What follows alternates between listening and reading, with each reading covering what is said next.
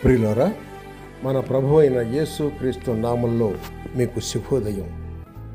ఆయనను గూర్చి అనుదిన ఆత్మీయ ఆహారం మే 12 సోమవారం. నేటి మన ధ్యాన లేఖనం కొరింథీయులకు వ్రాసిన మొదటి పత్రిక 13వ అధ్యాయం మొదటి 2 వచనాలు. మనుష్యుల భాషలతోనూ దేవదూతల భాషలతోనూ నేను మాట్లాడినను, ప్రేమ లేని వాడైతే మ్రోగిడు కంచును గణగణలాడు తాళమునై ఇందును. ప్రవచించు కృపావరము కలిగి మర్మములన్నీయు జ్ఞానమంతయు ఎరిగిన వాడనేనను, కొండలను పెకిలింపగల పరిపూర్ణ విశ్వాసము గలవాడనేనను, ప్రేమ లేని వాడనైతే నేను వ్యర్థుడను. వ్యాఖ్యాన అంశం: ఆత్మ కలిగించు ప్రేమ. వ్యాఖ్యాన అంశం: ఆత్మ కలిగించు ప్రేమ. వ్యాఖ్యానం: ఇక్కడ చెప్పిన ప్రేమ మన స్వంత ప్రేమ కాదు. మన స్వంత ప్రేమ మనతో పాటు మోసకరమైంది. రాజైన సౌలు కుమారుడైన యోనాతాను దావీదును మిక్కిలిగా ప్రేమించెను అని వేదమంటోంది.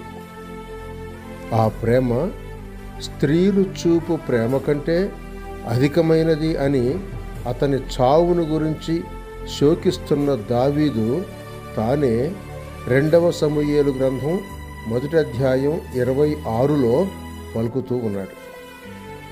కానీ దావీదుపై ప్రేమ ఎంతగా పెట్టుకొనిన యోనాతాను తండ్రిని విడిచి దావీదుతో కూడా అడవిలో శ్రమ సహించుటకై తెగింపక సారిసారి దావీదును సంధించి మళ్ళీ ఆయనను విడిచి పట్టణమునకే వెళ్ళిపోతాడు. తుదకు తండ్రితోనే కలిసి ఉండి ఫిలిష్తీయుల యుద్ధ భూమిలో పడిపోయి ప్రాణం విడిచిపెట్టాడు. ఇచ్చట చెప్పిన ప్రేమ ఆత్మ కలిగించు ప్రేమ అని అర్థం. క్రీస్తును నమ్మి పరిశుద్ధాత్మను పొందితిరా లేదా? అలాగైతే గలతీయులకు రాసిన పత్రిక 5వ అధ్యాయం 22వ ప్రకారం ఆ ప్రేమ మీదై ఉంది.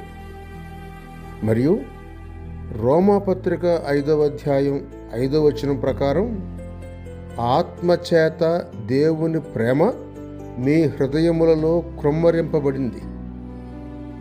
ఆ ప్రేమతోనే సహించి, సేవించి, శ్రమ అనుభవించి, తెగించి క్రీస్తు కొరకు ముందుకు సాగిపోండి.